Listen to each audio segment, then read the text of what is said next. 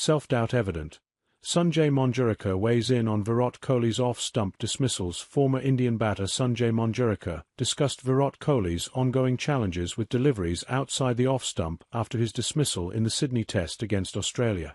Kohli's recurring dismissals, in a similar fashion, have raised concerns. Manjrekar believes Kohli is now battling self-doubt while attempting to address this weakness. Kohli was dismissed by Scott Boland for the fourth time in the series. Boland consistently targeted the area outside off-stump, inducing an edge from Kohli to the slips. This was the 8th instance in 9 innings where Kohli succumbed to this weakness. Manjrekar, analyzing the dismissal on Star Sports, highlighted a change in Kohli's stance. Kohli was positioned deeper in his crease, a rare sight for the batsman, seemingly to counter his vulnerability. I mean, he's gone back and he's inside the batting crease.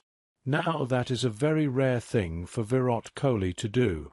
You know, Virat Kohli loves getting outside the batting crease going forward.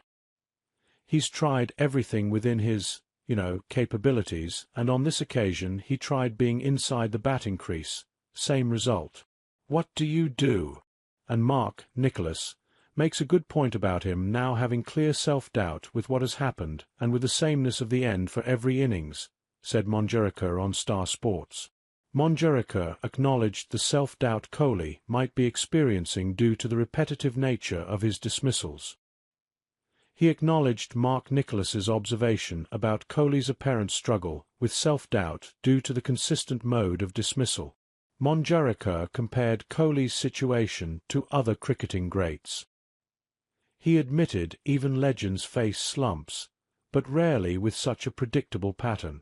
Lots of greats have gone through a rut, but not in the fashion where they've got out to one particular shot and the great has not been able to find a way. There's another quick point I want to make. If you see that dismissal, and you've got to feel for Virat Kohli. There were occasions when he was trying to leave balls outside the off. On this occasion, after many years, Mark and Simon, you see that he's actually deep inside the batting crease, he added.